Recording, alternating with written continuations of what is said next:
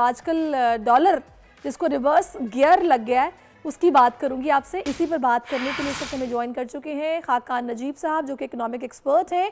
तो हमें खुश होना चाहिए कि ये डॉलर नीचे आ रहा है और मजीद भी नीचे आएगा, या फिर बस ये वक्ती तौर पर टेम्परेरी खुशी है? ये हमें इस चीज़ पर खुश होना चाहिए कि पाकिस्तान की स्टेट जो है उसने अपनी रेट को एग्जर्ट किया है। हम हमेशा कहते हैं कि जो डेवलपिंग कंट्रीज़ हैं उनकी स्टेट कमज़ोर होती है, और पाकिस्तान के बारे में तो मैं भी हमेशा कहता हूं कि हमें स्टेट कैपेसिटी को बेहतर करना है। और उसने ये कहा कि ये जो ग्रे मार्केट है इसको नहीं होना चाहिए बिकॉज ये इलीगल और इललेजिटिमेट है। तो मुझे इस बात की सबसे ज़्यादा खुशी है कि हमने वो जो एक चीज़ है उसको दूर किया जो इलीगल मार्केट थी। सेकेंडली मुझे इस चीज़ की खुशी है, इसकी जो आप कह रही हैं कि ये आगे इसी तरह वर्क करेगा, कि हमने एक स्ट्रक्चर तब्दील करने के लिए अब काम शुरू किया है। वो स्ट्रक्चर इज़ द फॉलोइंग कि पाकिस्तान की दो मार्केट्स हैं, एक इंटरबैंक मार्केट और एक ओपन जिसको हम एक्सचेंज रेट कंपनीज की मार्केट कहते हैं, उसको अब हम कॉर्पोरेटाइज करने की कोशिश कर रहे हैं। यानी कि थर्ड टियर के और ऐसे लोग जिन्होंने कम पैसों के साथ एक एक छोटी छोटी दुकान खोल के कारोबार शुरू किया, उनको एलिमिनेट करें। Again those are illegal. दूसरी मुझे इस बात की खुशी है कि कुछ स्मगलिंग पर काबू पाने की कोशिश जो है शुरू हुई है। I think it's a long drawn process, so इसको भी देखते हैं। अब इसका असर जो है वो ये है कि अगर आप देखिए तो जब से ये काम शुरू हुआ है तो रुपया जो है वो इंटरबैंक में 17 रुपए और ओपन मार्केट में आई थिंक तकरीबन 335 से 293 पर आ गया है। बिल्कुल ऐसा ही है। अब इसकी कंटिन्यूटी जो है ऑनेस्टली वो एक बड़ी ही डीपर चीज पे डिपेंड करती है। वो थर्ड टियर है आपका। सो आपने पहले इलीगल एक्टिविटी को देखा, फिर आप कुछ स्ट्रक्चरल तब्दीली करने जा रहे हैं, उसको कीजिए।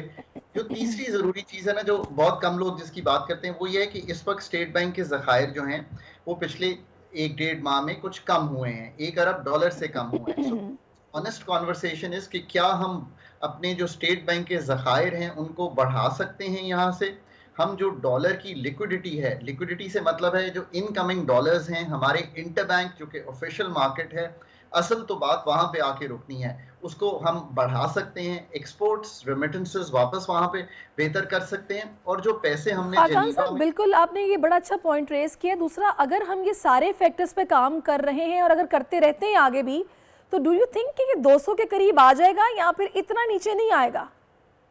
You know, I'm a smart enough policy maker and I've been in the government and working for countries for long enough. मैं कभी भी एग्जैक्ट रेट पे तो कमेंट नहीं करूंगा। मैंने आपके सामने फैक्टर्स रख दिए हैं। आप स्टेट बैंक के जरिए मुबादला को बेहतर करें, शॉर्ट अप्रॉक्सीमेटली बता दें। आप लिक्विडिटी बेहतर करें इंटरबैंक की।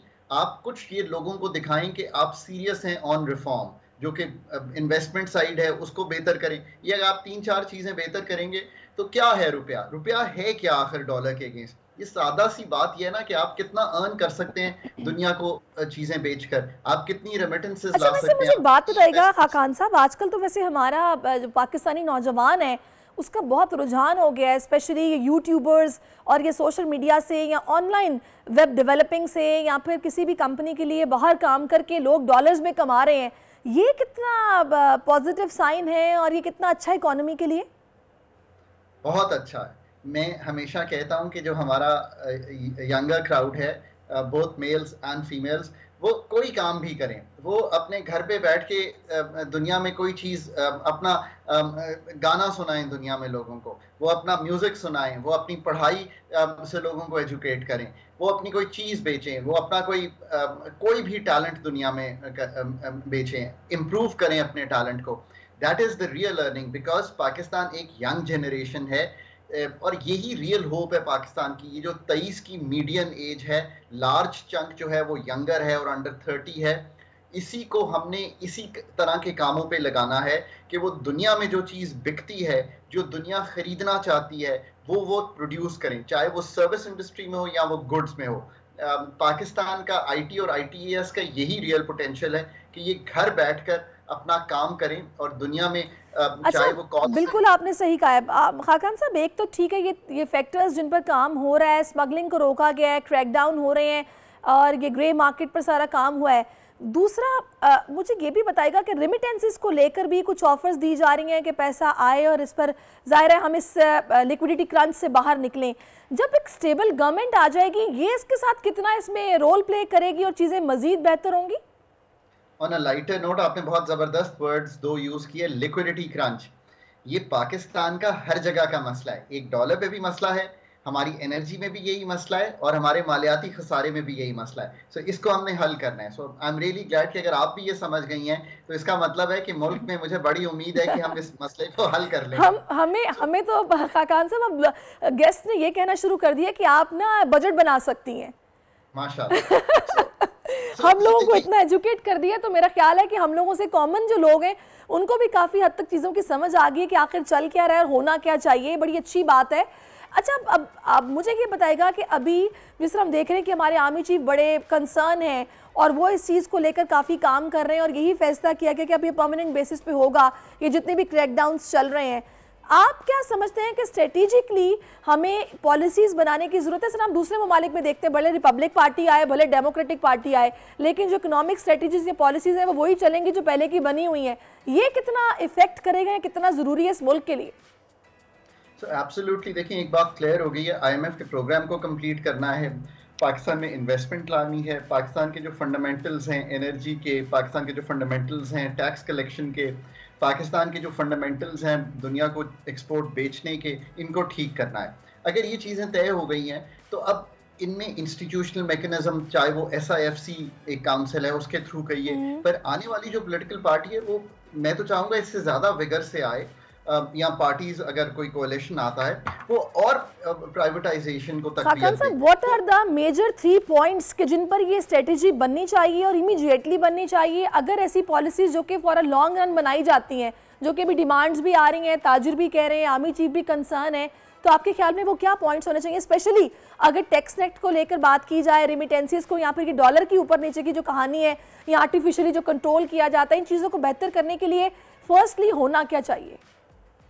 जो कलीदी बात है वो ये है कि हमें कॉम्पिटेंस लेवल हर जगह पर, चाहे वो फाइनेंस में हो, चाहे वो एनर्जी में हो, चाहे वो इन्वेस्टमेंट में हो और चाहे वो प्राइवेटाइजेशन में हो, हम इन चारों जगह पर अपना जो कॉम्पिटेंस लेवल है प्रोफेशनल्स को इंडक्ट करके वो बिल्ड करें। ये नंबर 1 पॉलिसी है।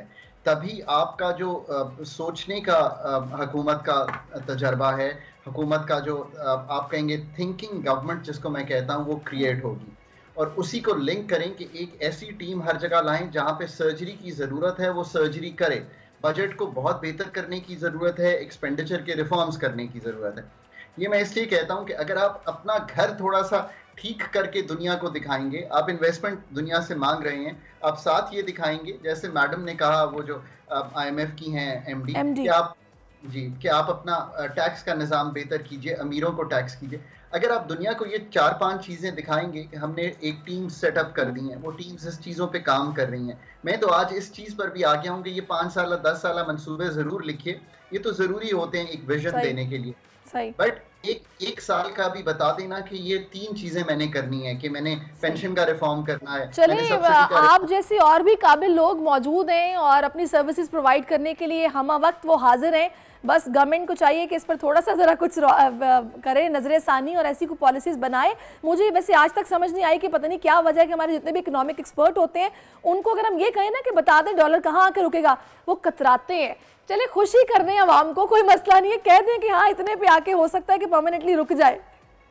चले, मैं ये कहता हूँ कि रुपए की कदर में जो इस वक्त आपको तकवीयत दिखाई दे रही है, जो स्ट्रेंथ दिखाई दे रही है, इट इज़ गुड कि आपकी जो इम्पोर्टेड इन्फ्लेशन का असर है, चाहे हम वीट मंगवा रहे हों, पेट्रोलियम प्रोडक्ट्स मंगवा रहे हों, एडिबल ऑयल मंगवा रहे हों, वो कम हो जाएगा। दूसरी बात यह है कि जो क्रैकडाउन हुआ उसमें आपने ये भी देखा कि चीनी की कीमत 200 रुपए से 30-40 रुपए कम हो गई। थोड़ा सा ट्रेंड रिवर्सल दिखाई दे रही है इन चीजों में। चले, यकीनी तौर पर ये इफेक्ट करेगी चीजों को, चीजें बेहतरी की तरफ जा रही हैं, डायरेक्शन हमारी ठीक है। बहुत शुक्रिया आपका खाकान नजीब साहब। सब्सक्राइब करें और बेल दबाएं ताकि कोई खबर रह न जाए।